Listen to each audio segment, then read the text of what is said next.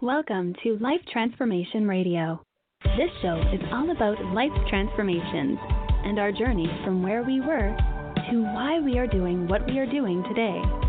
We will discuss the hiccups, the roller coasters, and the blood, sweat, and tears that has been poured out while discovering our purpose. It is all about our transformation. Here is your host, Sean Douglas. Good afternoon and good evening, and welcome to another episode of Life Transformation Radio. I am your host, Master Resilience Implementer, TEDx speaker, business positioning strategist, and author, Sean Douglas. This show is currently heard in over 70 countries, such as the United States, Canada, Australia, New Zealand, Malaysia, India, all across Europe and the UK. So I want to thank you to those who are listening from around the world. Life Transformation Radio is all about our transformation. Here is where we tell the stories of why we're doing what we're doing. We highlight that transformational moment that changed our lives and how we use this to then transform others and elevate their lives as well.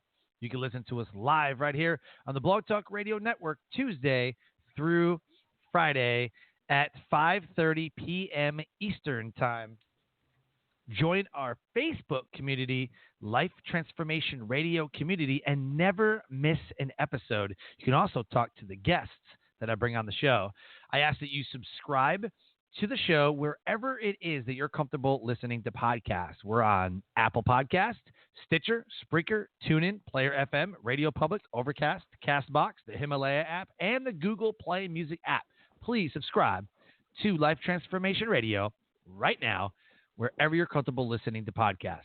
On the show are entrepreneurs, speakers, business owners, coaches, other podcasters, and authors who are amazing people and are impacting the world around them. And my guest today does exactly that. If you have any question for any of the guests that I bring on the show during our live broadcast, Tuesday through Friday at 5:30 p.m. Eastern Time, you can call us up and ask your question at 657-383-1109. Again, the number is 657-383-1109. And with that, please help me welcome to the show my guest for today, Mark Stephenson. Mark, welcome to Life Transformation Radio. Thanks, Sean. I really appreciate that. I'm super pumped to have you on the show for many reasons. You are a brilliant man. I've listened to your show. We've had conversations prior to this show, and I love what you're doing. And I don't think it's an accident that we're sitting here today in this very moment, because about a month ago, back in May, I had started a custom affirmation and empowerment clothing line. And then all of a sudden, you had messaged me, or I had messaged you, one of the two, but we had got connected, had a quick conversation. And I was like, no kidding. You're like, check out the show. I remember I was like, check out the show. I'm like, okay, I'm going to check it out. And I listened to a couple and I'm like, oh my gosh, like this is so, like the doors are just opening, right? I'm like, This is amazing. And so I want to dive into that about your podcast and about the marketing and all that stuff. But I just want to say how excellent the stuff is that you're putting out in the content. Man, I really appreciate that. And if you don't mind, I'm just going to be quiet for the rest of the show while you say things like that about me. I really appreciate the external validation there. Thanks. Oh, no problem. No problem whatsoever. So the title of this episode is Marketing and Custom Apparel Startups with podcaster and marketer Mark Stephenson. Digital marketing pro, pay-per-click advertising teacher and podcaster, Mark is a 30-year sales and marketing veteran that specializes in working with small and mid-sized business owners. As the director of marketing for Coldesi Inc., Mark has produced hundreds of hours of video content, managed Google, Facebook advertising, and written a popular ebook on the custom t-shirt. He is also a co-creator and co-host of the industry-leading Custom Apparel Startups podcast since 2015.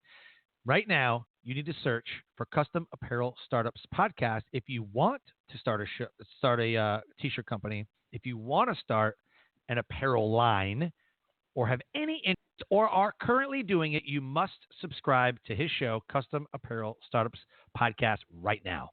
He's also an author of online courses on pay-per-click advertising, local SEO, and the custom t-shirt business specifically.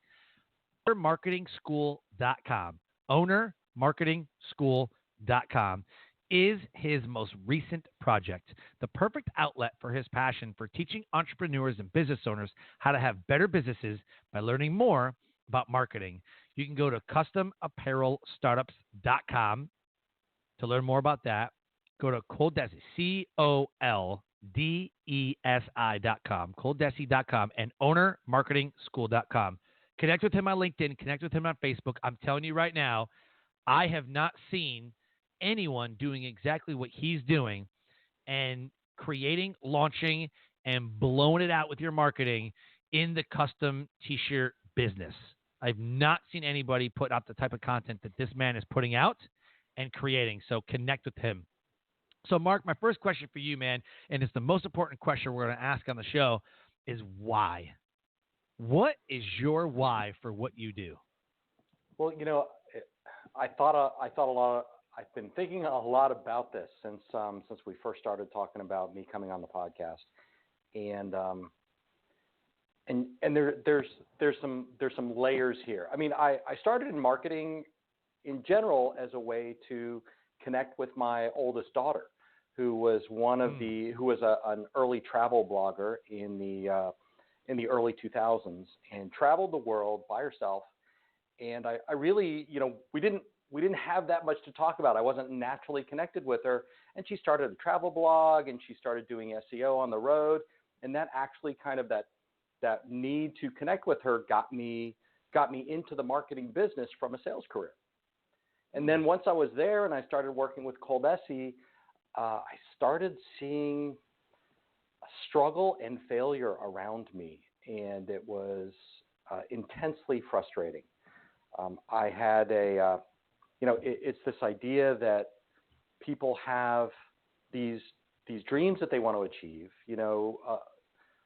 There's a section of our customers that are like you, Sean, that already have something going, and they want to plug custom apparel into it, the custom t-shirt business into it. And then there are people who have maybe a full-time job that they're not happy with, or they're getting ready to retire, and they're looking for something to fill in their days and add to their income. And they were struggling so much, not because they couldn't learn the equipment or the software, or they didn't have great ideas or couldn't use graphics, is because they couldn't make the phone ring. And that was stopping people from being successful. I had some tragic conversations with people that I'll talk about a little bit, just, that try so hard. And the reason that they fail is because they don't know how to sell a shirt. They don't know how to get online. They don't know the tools that are probably pretty easy for you and I right now, and are pretty common in the online marketing world, that are completely foreign to somebody that might be, working a 9-to-5 job in insurance or accounting, or is a steel worker, or works in an auto parts store, that wants to be creative, and they want to break out of their 9-to-5 job. They want to add some income to their family, but they're not going to make it because they have all of the ideas up to how to sell a shirt. And that I was crushed when I had those conversations I mentioned, and really have spent my time, and we started the podcast in order to fill that need, in order to plug that hole in people's business, so more people end up being successful. And I love that, because I spent all of April researching. Do I use Printful? Do I use, is it through Shopify? Am I going to go on Amazon? Do I do an affiliate? How do I do this? I mean, I was literally taking notes and drawing a map. Like, okay, step one, I was literally and before I start this is me starting any business. I start at customer journey. I'm walking around. I'm wherever, right? So I'm here. How do I get to the next? How do I get to the sale? So on one side of the paper, I write customer. On the other side, I put sale, and then I run through all these steps. I'm like, what do I got to do? Obviously marketing and these different things. And so I started writing down. I'm like, well, how do they find the shirt? Like, where are they at? Is it on Google? Is it on Facebook? Is it on social media itself? Where do I do? And so I went through the whole customer journey, and I spent all of April learning about how to, actually really in March too. And then I spent like all of April researching, doing all that. And then I built the website.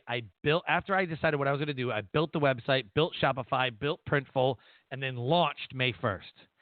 Okay.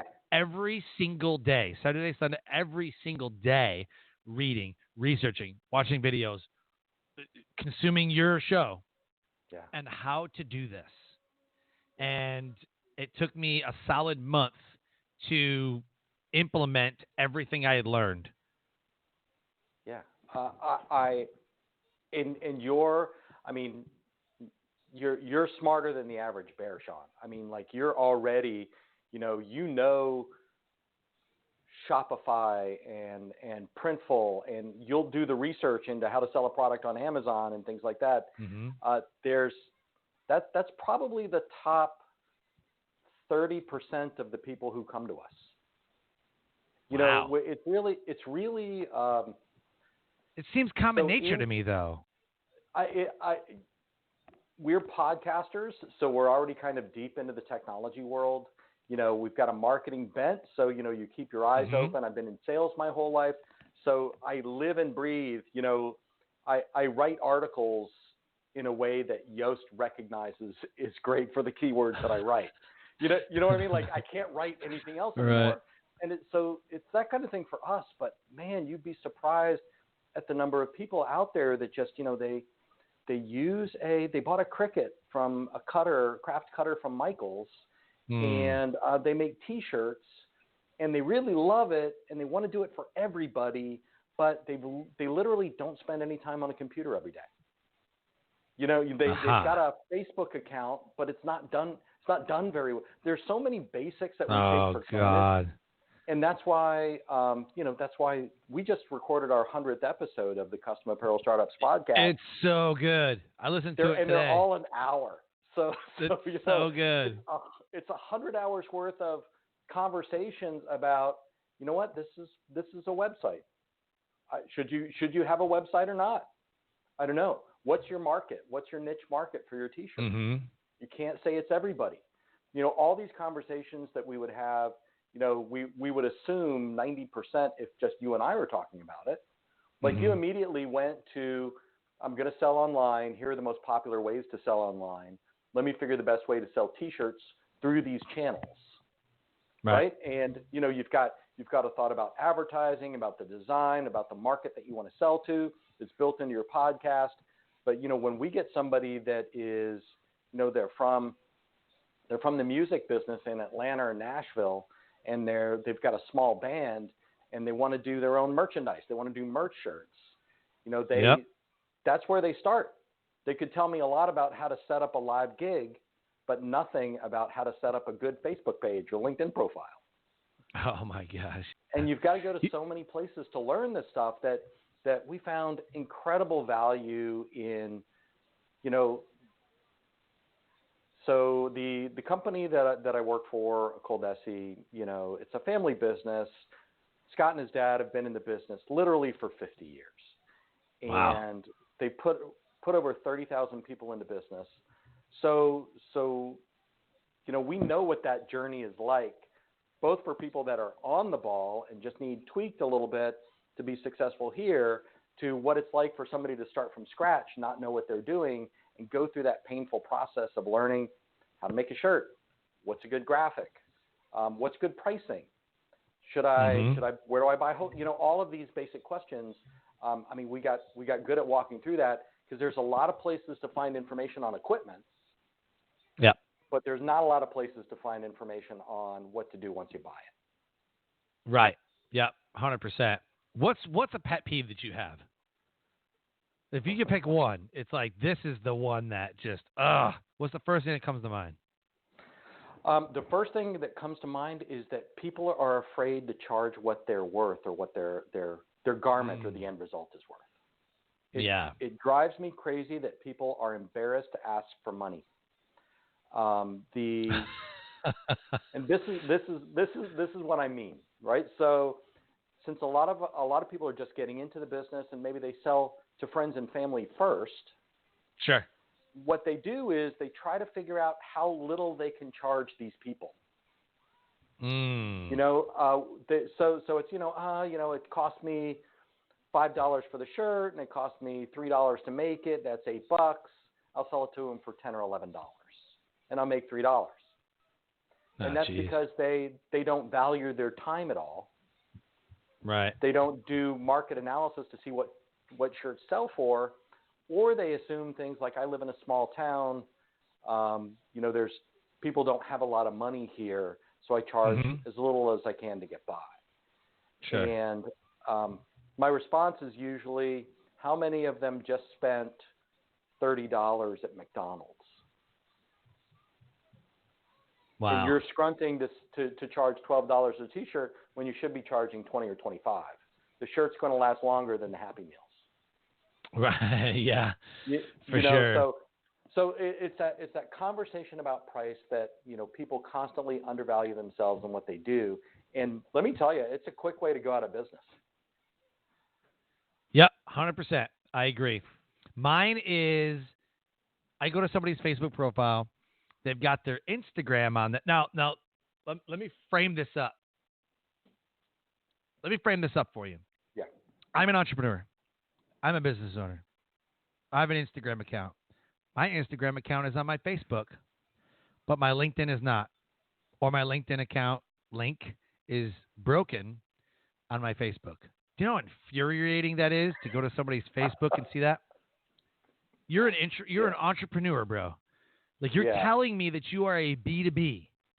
Yeah. But your link to the B2B social media profile is broken. Yeah. But you're B2B. It's infuriating.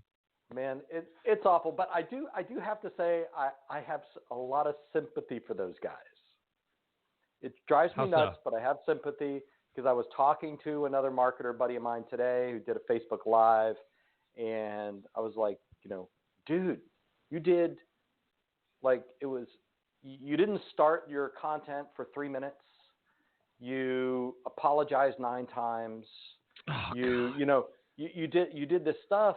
And when I pointed out with him, he was like, of course, I know all this, and he can look at my stuff and find 10 things. I mean, I've got, 17 websites and 1,100 videos, and I guarantee, guarantee you're going to look through there and there's going to be tons of mistakes. Yeah. And I can't spell. That's my not superpower is spelling. Right. What I can see that because I'll watch back my video and it never happens. But I watch back my video and then all of a sudden I'll be like, did I just say as a speaker? What the hell? What the hell just happened? And I gotta rewind it. I'm like, wait, oh my, I just said I was like, oh, dang it. Yeah.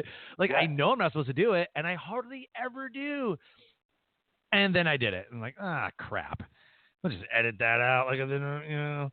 But I'm sitting here and I guess it would be more frustrating if you're a marketer and it's not marketed correctly, because other marketers then start judging you, which is worse because they're like some career fields, I guess you'd call it career fields, some industries eat their own, and they're like, come on, you're making us look bad, So I look at somebody's Facebook profile. I'm like, where's your website? Where's your Instagram? Where's your LinkedIn? Yeah. And why is it not on your homepage of your Facebook profile so that I can click as soon as I see it? All I see is I do these things. Here's my friends, here's my photos, and then content. I'm like, dude, there's tons of real estate. If you look at mine, I've got everything I've ever done, all my jobs. Tell me the truth, Sean. You're looking at my Facebook profile right now as you talk, aren't you? No, I'm not. I'm actually in a podcast group promoting the show right now, actually, as a matter of fact.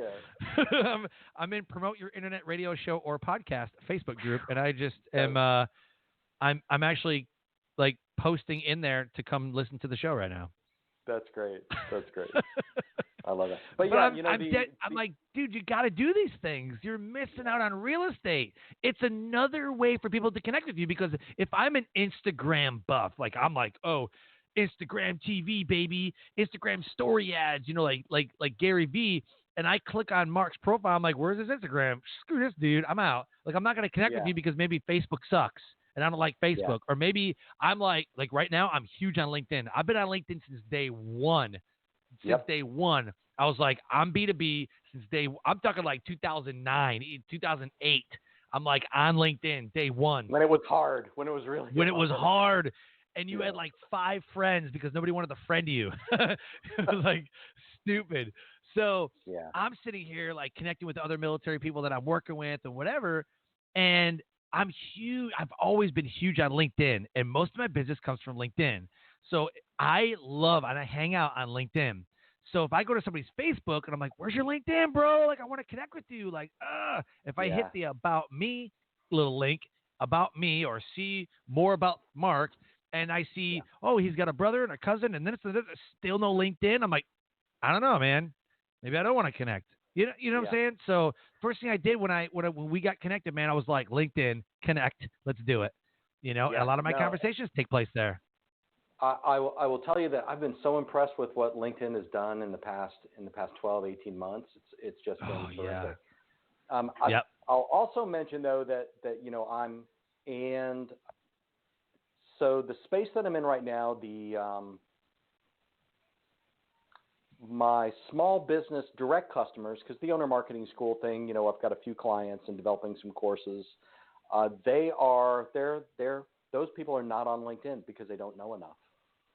And the Coldesi customers, the ones that are starting a custom apparel business, aren't on LinkedIn because they're mostly B2B. I mean, they're mostly business to consumer. B2C. Yeah. Yeah. And the demographic skews older, so most of them are on Facebook. And the weird thing is how those demographics change depending on the life you're living and your customer base. Yeah, well, definitely. And so so my shirt company, right, would be considered B2C, but I've marketed it to B2B in a sense that I'm an empowerment and affirmation clothing line for entrepreneurs and speakers to showcase their brand. Yeah. So I want to appeal. So I'm on LinkedIn. I'm putting the content. I'm like, hey, if you're an entrepreneur, if you're a speaker, like you need your own clothing, like you need your own, like American Eagle is not an entrepreneur brand. Don't live Reebok's core values. Right. Like you need your stuff. And so I want to appeal to that crowd, which hangs out on Instagram and LinkedIn and Facebook. And so that's been my marketing. You've got a voice and a niche market. I mean, there's no two better like that. Those two things will forgive a multitude of sins in the marketing world. Not that you made any, but if you've got a voice and you've got the right niche market. I did this custom T-shirt course about a year and a half ago. It's on the Custom Apparel Startups website, and the first 20% of it is this is how you pick your niche, and this is where you go and look for and make sure there's an actual market for your niche. Because you've got a built-in market. That there's people that are consuming your book, and they're coming to your events and they've seen you on TED, and so you've got the personality play in a built-in market. But, I get so many people that will talk to me and say, hey, I've got a great T-shirt idea. It's a new brand, and my brand is, whiteboard. And I've got a logo, and that's the basis for their business. And the question is, who are you going to sell it to? And the answer is, well, everybody. And oops. And that doesn't happen. You're not Walmart. Right. You're not. You don't have 1,000 things. You've got one thing. Right. Who's the avatar? Who's the person that you're trying to sell to? Not the absolutely. group. Not the bus full of people. Not the city. Who's the person? And a lot of good stuff falls from that. You described the reason why 90% of all entrepreneurs or small businesses, I guess 80% or whatever it is, 80, 90% fail in the first year or give up because they have a fancy logo. They've created this amazing website and called themselves ABC Company, but they haven't decided on their niche market or the category that they're going to play in or the industry that they're going to disrupt. Yeah. They've said, I've got, XYJ logo. This guy created this amazing logo for company AB, but you don't have a market, you don't have a niche, and you don't have a category or an industry that you're going to disrupt. And so they try to market to everybody and they fail. It's very, the other side of that is our fellow podcasters, or at least the ones that have a great idea and they spent $3,000 on a mic and a recording setup. Oh God. And they've got the new computer in their office. Yeah. And it's the end of year one and they haven't recorded a podcast yet. Oh my gosh. Yeah. Right. Yep. I know a few of those. It's the other side of the coin. It's the attention. That's why it's so important for me that, people that are starting in any small business, really, people that are starting in any small business, that's why it's important for me to get involved. That's why I'm motivated to get involved, is because, you're going to write a big check up front, and then that thing is going to sit in a box in the corner and gather dust because you don't know what to do next. Right. And that due next is the difference between the 90% that fail. We've had people that bought $20,000 worth of equipment 2 years ago. It's still in the crate. Oh yeah. It's nutty. Yep. It's nutty. Yep. Absolutely. You know what and my goal isn't to make a multi-million-dollar, like I don't want to be like Teespring or right. Custom Ink or like any of that stuff. I'm not looking to be FUBU or like whatever. I actually really honestly, I created the brand and I named it Live Your Brand only because I was tired of going to Walmart or going to the mall or going somewhere and like, I want a shirt that represents me. I want to find a slogan that, I like that. Like nobody goes to the store and goes, I'm going to buy a Carolina Panthers jersey. Are you a fan? Nope. Just like the cat. Like right. They wear the sports jersey because it's who they are. It's their city they're representing. The problem is we're not representing ourselves. Even in our marketing doesn't represent who we are. And I just got in a conversation with somebody about this. I've got the saddest story for you. Okay, let's hear it. We used to do these.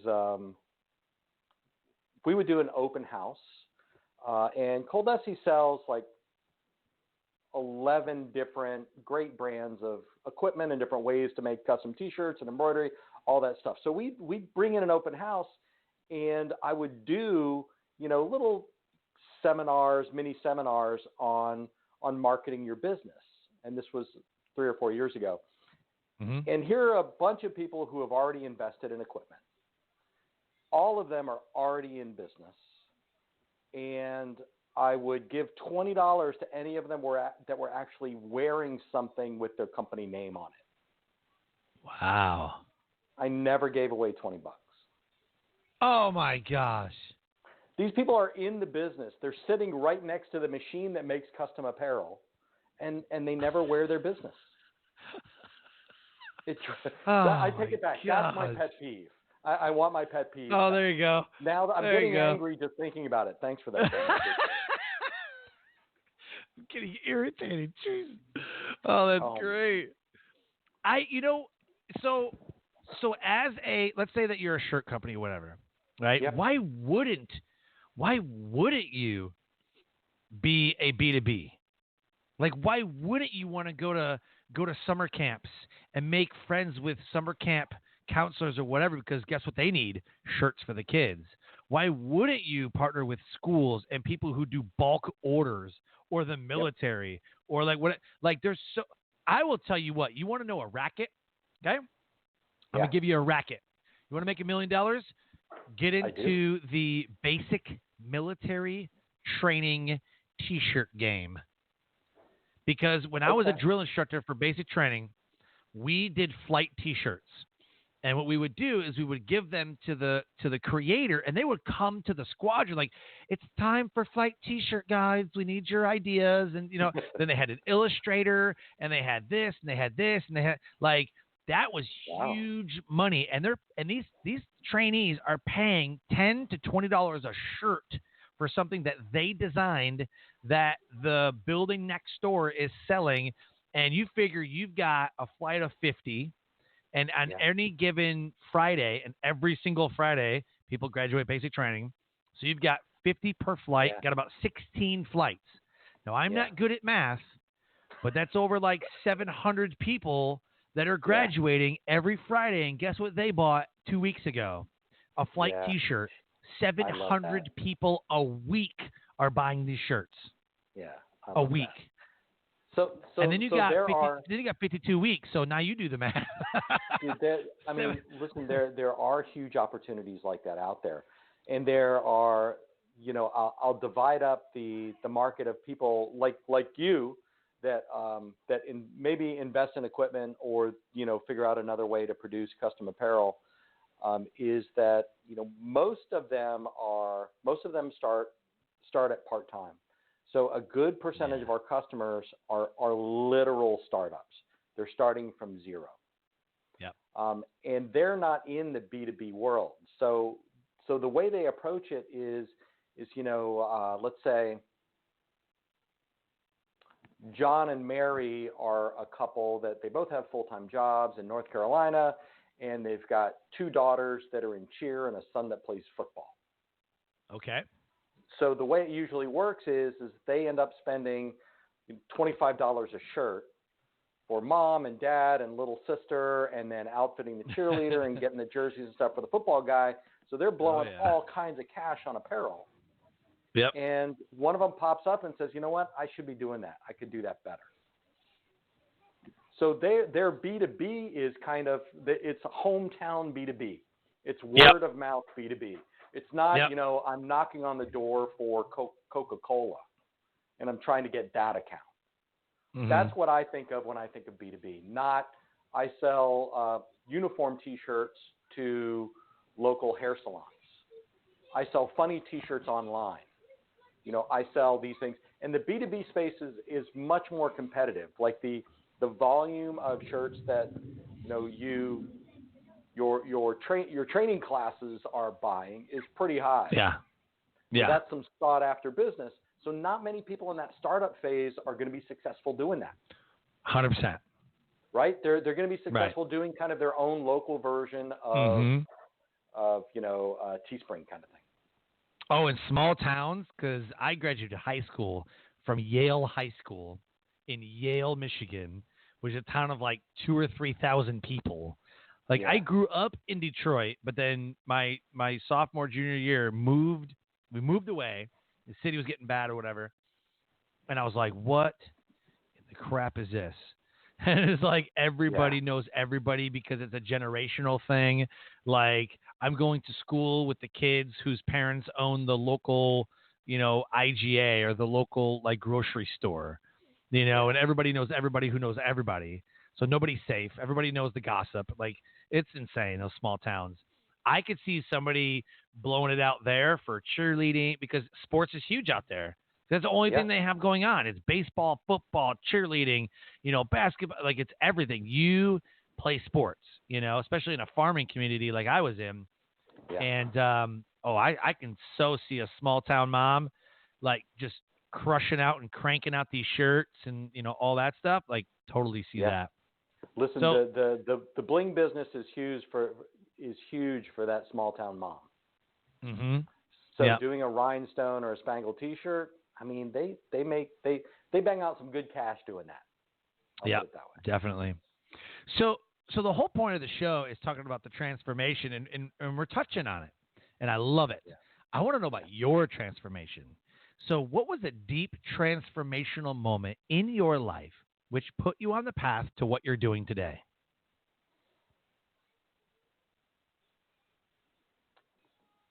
So that I've been thinking out quite a bit. Mm-hmm. And there are a couple of different answers. Okay. For this business world that we're talking about, for the marketing and the mission that I'm on now for small business owners to not lose their shirts, not kill their dreams because they don't know what to do.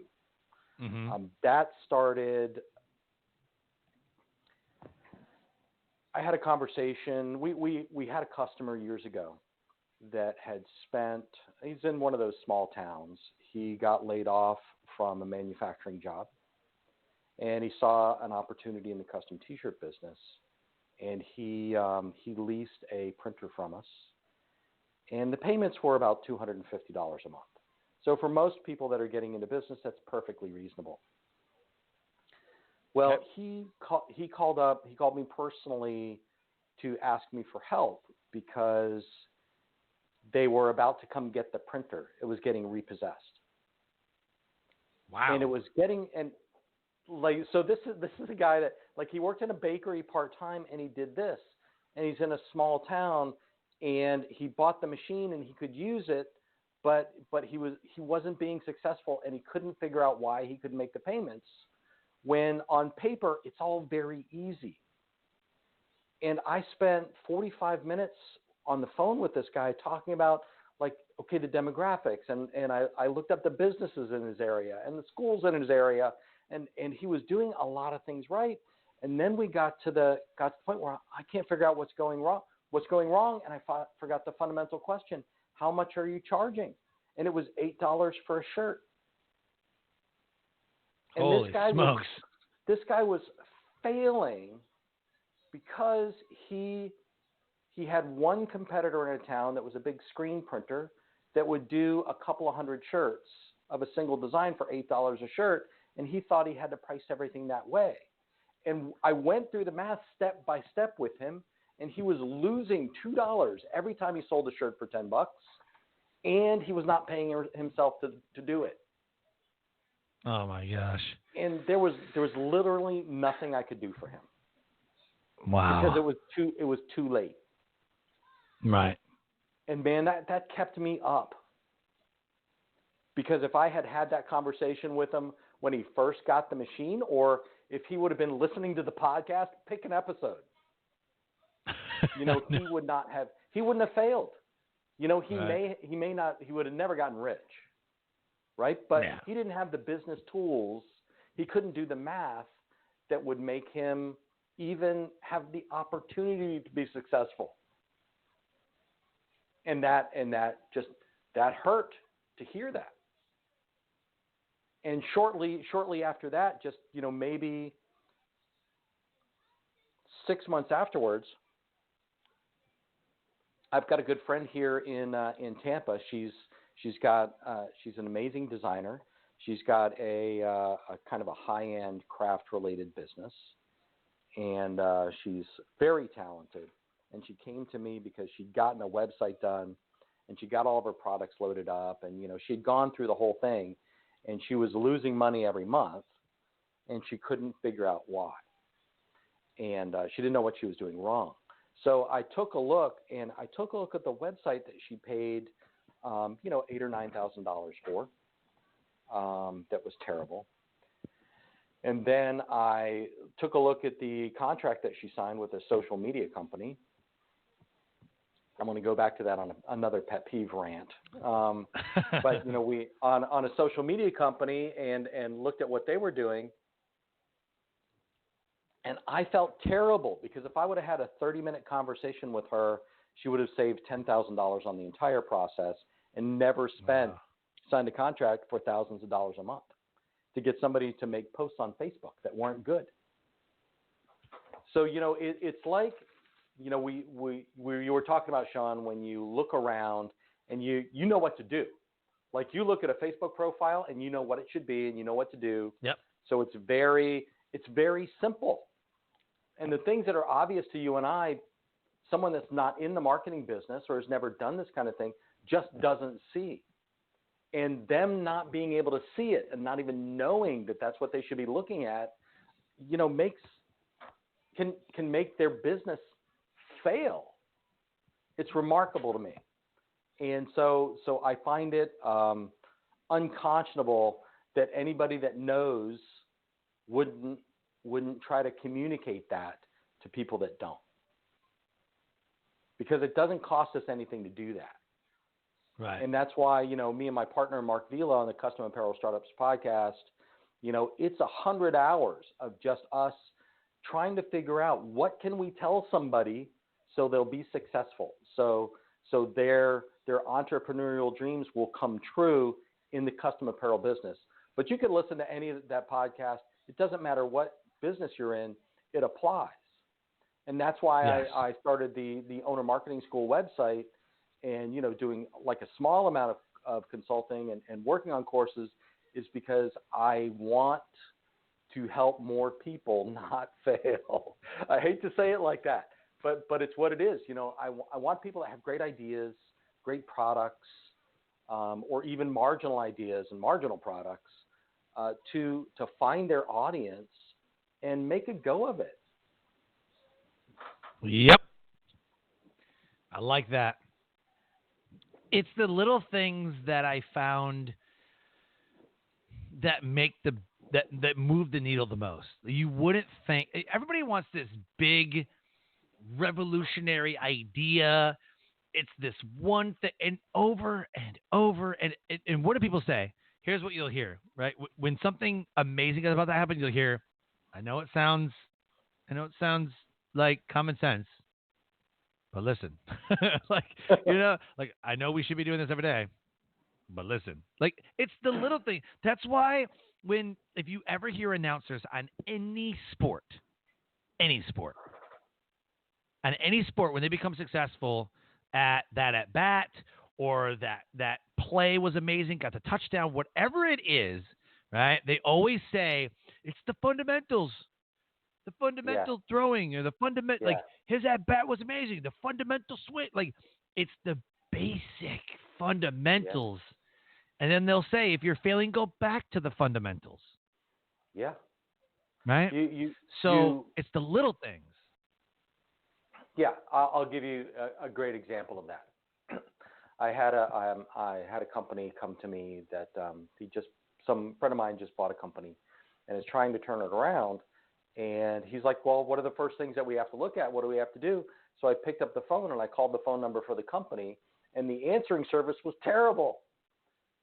They were just like, they were unconcerned. They were abrupt. They didn't ask me for any additional information, and they hung up. Mm.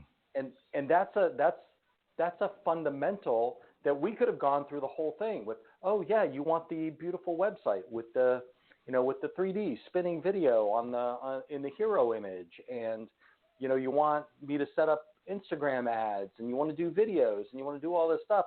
Hey, tell you what, let's call your company and see how you guys answer the phone. Yep. And go from there. That's huge.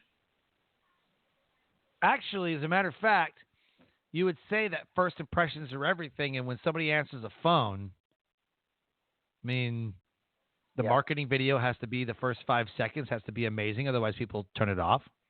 The way that you answer the phone has to be warm and inviting to keep people there. Mm-hmm. When you first meet somebody, you have to, smell good and, give yourself a great appearance. And, I mean, they say don't judge people, but what do we always do? Immediately cast judgment. In the first 5 seconds, immediately cast judgment. Absolutely. On everything. Especially, like, I will... It makes me cringe when I'll get a customer that says, oh, I just learned how to design my own website. And that just, I mean, because I know what's coming.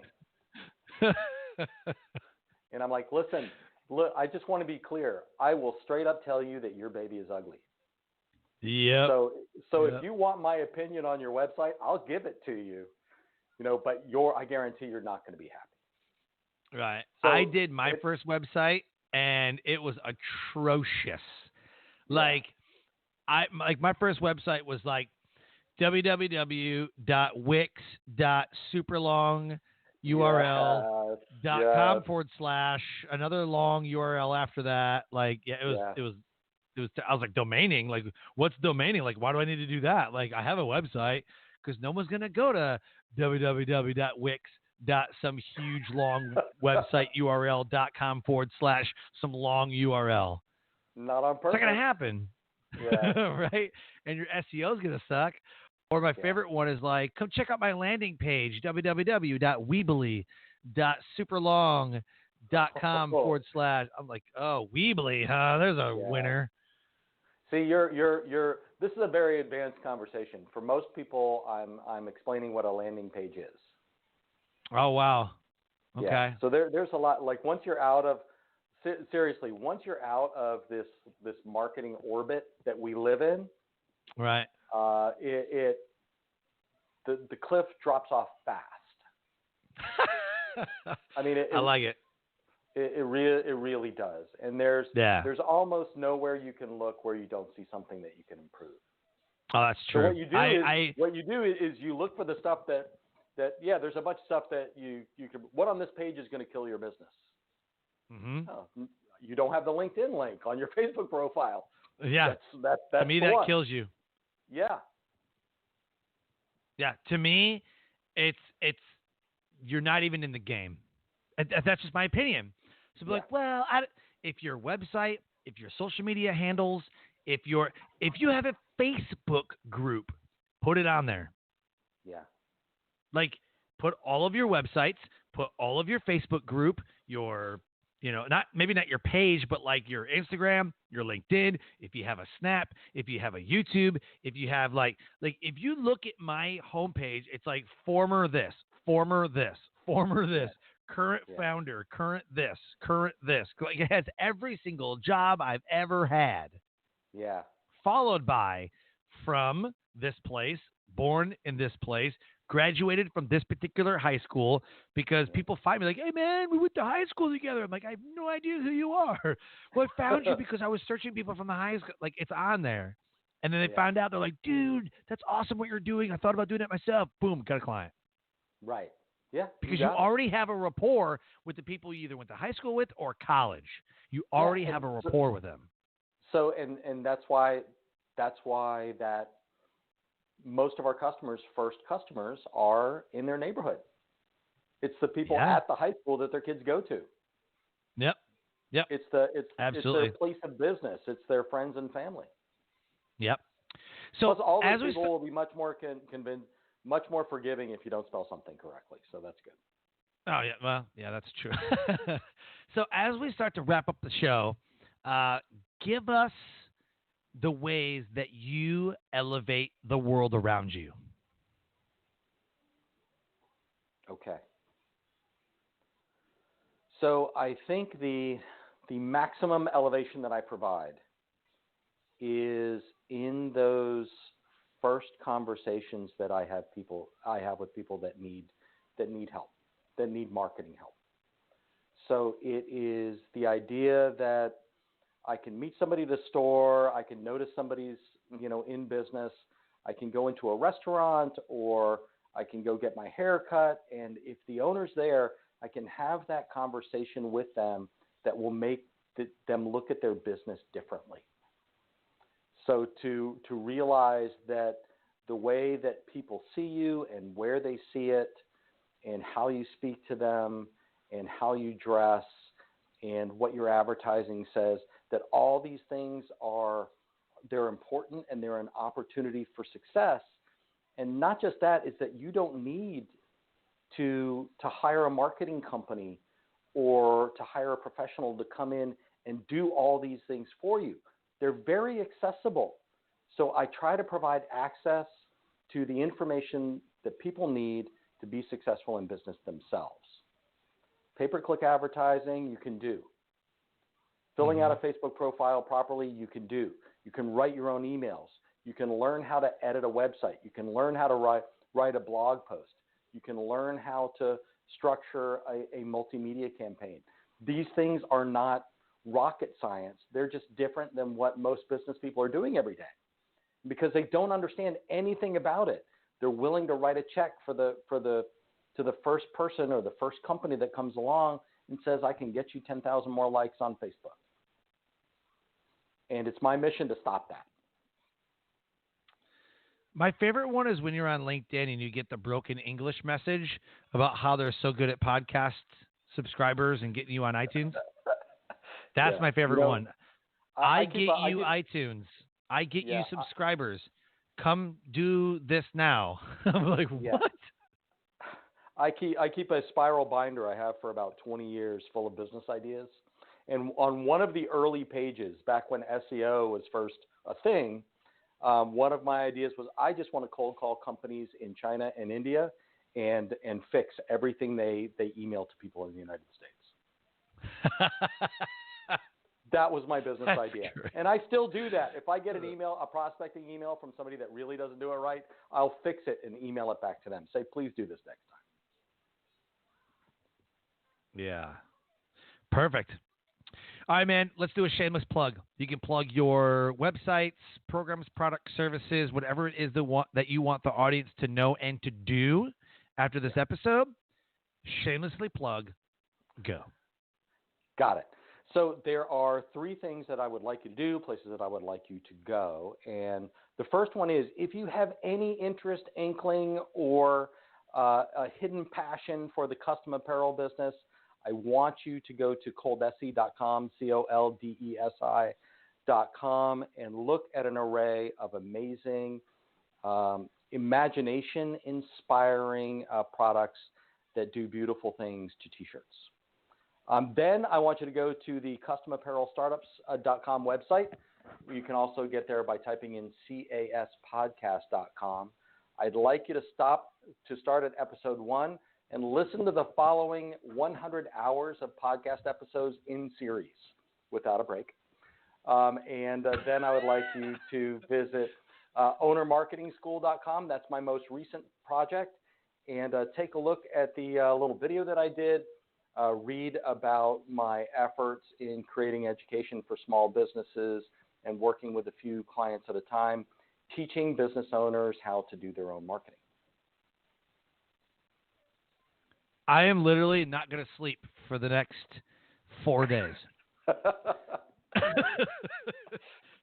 You literally told someone to listen to it without a break for 100 hours. I did. Now, I'm not good at math, but I'm thinking that's like 4 days, 24 hours, 20, 40, 60, 80, 100, 5, minus the 4 each. It's like 4 days straight. They're just up listening. Listen, I didn't mention the YouTube videos. There are more than 1,100 of those.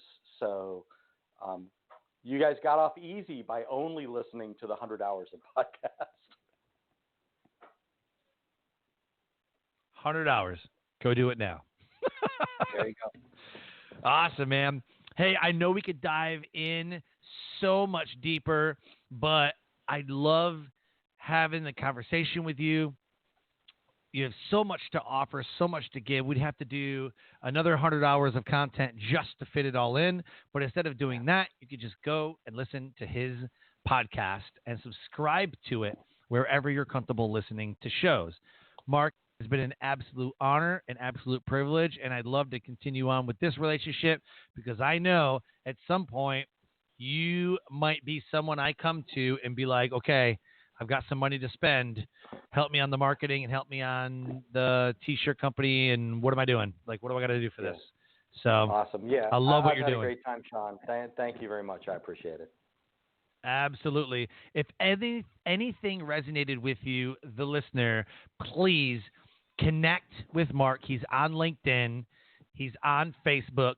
And if there's one takeaway that we're going to take away from the show is get your stuff in order.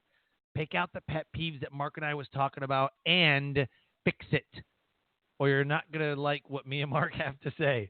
So with that, thank you for your time spent with us. Thank you, Mark. And my message for you is always live your brand. Find opportunities every day to live out the core values that you hold deep in your heart. And I call this living your brand. So until next episode, live a great life.